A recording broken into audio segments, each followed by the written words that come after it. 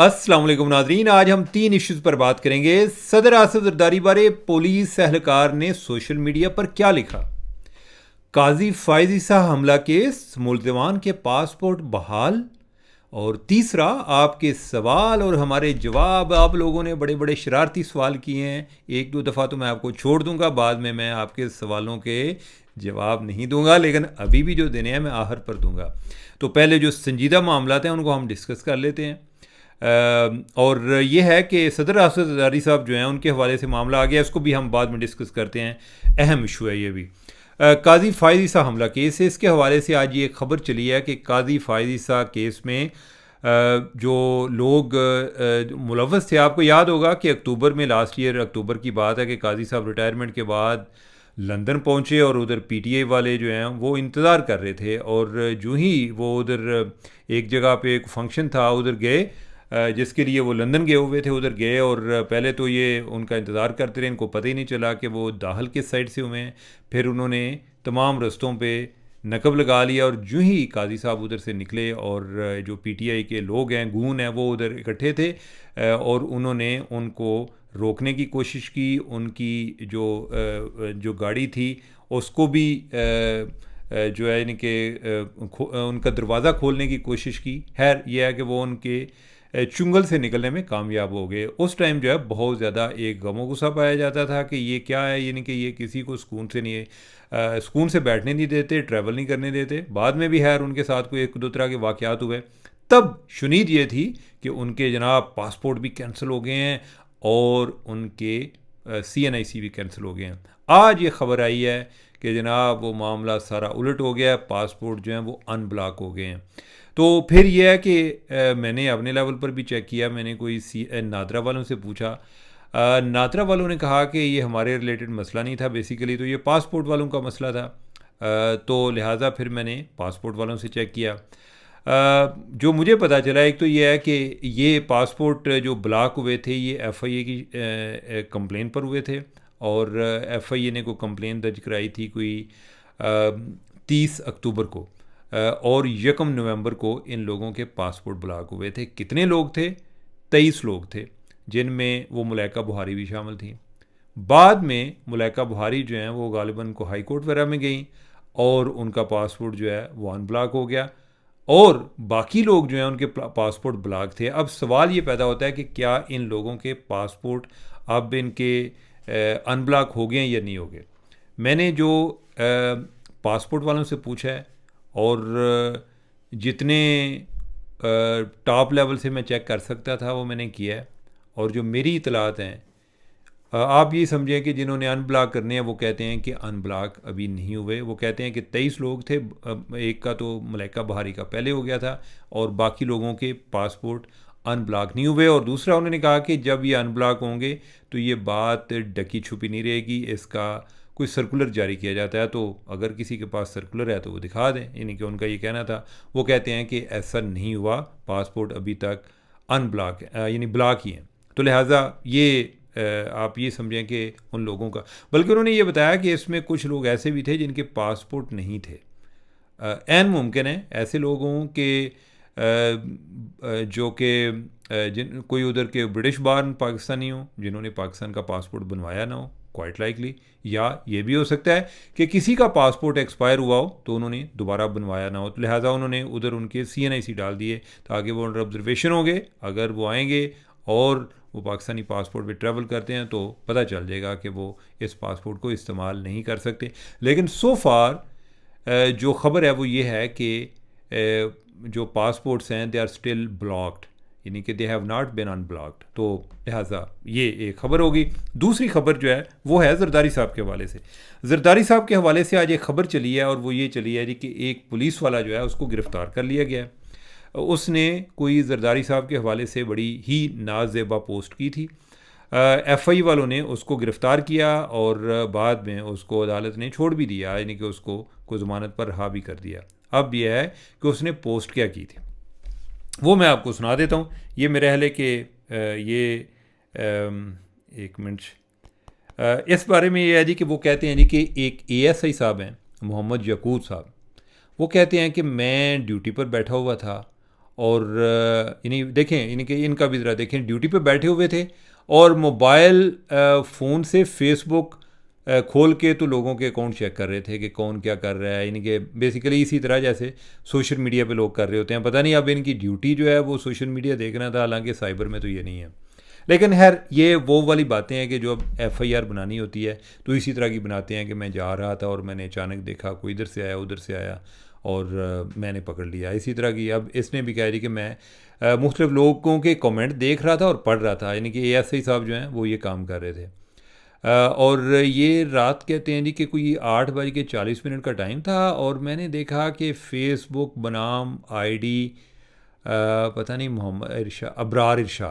अबरार इरशाद की आईडी पर कमेंट पड़ा जिसमें अंग्रेज़ी में तहरीर था। अब ज़रा सुनिएगा जी, अंग्रेज़ी में क्या तहरीर था कि आई एम सरप्राइज्ड हाउ बीबी choose such a wicked evil minded goon and dirty person as her husband. अच्छा, आगे उन्होंने उर्दू तर्जमा भी लिखा है कि जिसका उर्दू तर्जमा के यानी कि वो कहते हैं कि उर्दू तर्जमा ये है कि मैं हैरान हूँ कि बीबी ने अपने शोहर के तौर पे ऐसे बदकिरदार और गंदे आदमी को कैसे चुना। ठीक है, यानी कि वो कह रहे हैं कि ये बात जो है ये हो रही है आसिफ जरदारी साहब के हवाले से और यानी कि ये है कि बेनज़ीर भुट्टो को कह रहे हैं कि उन्होंने आसिफ जरदारी के साथ शादी क्यों की। उसने कहा जी कि जिसके इस मैसेज से वाज़े होता है कि बेसिकली इबरार शाद है इनका नाम, शाद नामी शख्स ने मुमलिकत पाकिस्तान के एक अहम ओहदा पर बुराजमान शख्सियत की तरफ इशारा करते हुए नाजेबा तहरीर दर्ज की है जिससे मुझ एएसआई और दीगर पाकिस्तानी शहरियत के हामिल शहरियों की दिल आज़ारी हुई है और इसके फेल से मुल्क में पता नहीं क्या फैलने का खदशा है, यानी कि मुल्क में फैलने का अंदेशा है, यानी कि लिखा हुआ है। और इसको यानी कि उस पर उन्होंने ना पीका एक्ट लगा दिया।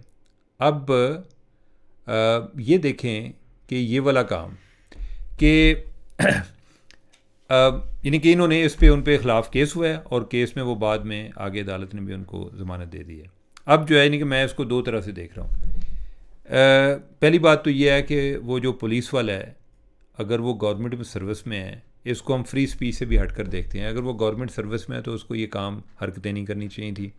मुझे जो पता चला है वो ये है कि वो इंस्पेक्टर लेवल का आदमी है और वो प्रोविंशियल सिविल सर्विस के ज़रिए इम्तिहान दे के आया था और जो उस टाइम उन्होंने लिए थे जो कि इन्वेस्टिगेशन ब्रांच के लिए, तो वो उनमें अंदरूनी सिंध से बिलोंग करता है। एक उनके भाई जो हैं वो भी जज साहब हैं।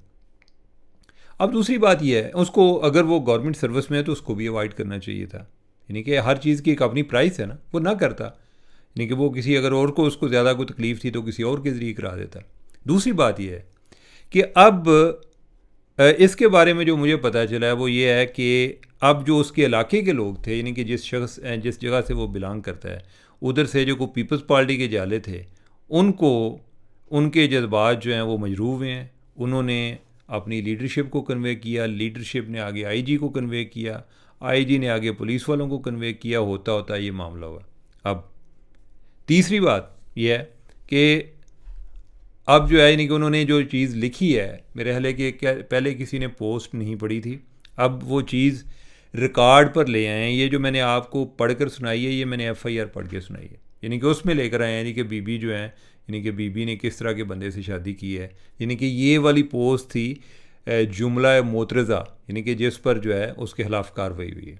अब अगर इन्हें कोई मसला ही था तो ये या तो कोई उसकी कोई और ऑफेंस का तलाश करते, इन्होंने ना, उस बंदे ने भी कोई अच्छी हरकत नहीं की और उसकी ओछी हरकत है, और जो हुकूमत के पार्ट पे है जो उन्होंने हरकत की है उन्होंने बेसिकली अपना मजाक उड़ाया है। इसमें पीपल्स पार्टी ने अपना मजाक उड़ाया है कि जिन्होंने उनको मोटिवेट किया है कि आप इसको करें, और फिर यह है कि या फिर किसी ने ये शरारत की है, यानी कि एक तो ये है कि ऊपर से ये बात आई कि इसके ख़िलाफ़ कोई एक्शन लिया जाए और बाद में इन्होंने उसका जो है यानी कि आगे सारा मुद्दा भी वही बयान कर दिया जी कि जो ऑफेंस है जी कि वो उसने ये बातें लिखी हैं कि जरदारी साहब के हवाले से बीबी का फ़ैसला गलत था।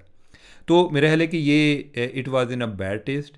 ये हुकूमत के लिए या जो पीपल्स पार्टी है, पीपल्स पार्टी ने अपना ख़ुद मजाक उड़ाया है। ये पोस्ट इसको पब्लिसाइज़ किया है, यानी कि मैंने आपने किसी और ने नहीं पढ़ा था। अब जो है FIR में आ गई। अब ये है कि जब ये बात होती है जी कि सदर साहब के बारे में किसी ने कोई नाजेबा अल्फाज अदा किए हैं, तो फिर हर बंदा क्यूरियस होता है कि उन्होंने क्या बात की है। तो ये वाली बात की है जिसकी वजह से उस बंदे के ख़िलाफ़ एक्शन हो रहा है। तो नाजरीन, ये दूसरा टॉपिक था। और इसके हवाले से अब हम अपना तीसरा टॉपिक की तरफ बढ़ते हैं। अब जो तीसरा टॉपिक है उसमें किसी ने मुझे पूछा है जी कि आपकी एज कितनी है। ठीक है, अब ये बताएं कि ये को बात को बताने वाली है। ठीक है, तुसी भी जड़ा ना इन्हें कि तुहानू आखिए कि सवाल करो तो तुसी पुठे पुठे सवाल कर दो। अब ये को पूछने वाली है। पहले तो होता था जी कि औरतें जो हैं वो अपनी एज नहीं बताती, अब मर्द भी अपनी एज नहीं बताते। ठीक है, तो अब एज वैसे छुपी नहीं रहती। मैं आपको ये बता सकता हूँ कि मैं ये बता सकता हूँ कि मैं अपनी उम्र से छोटा लगता हूँ।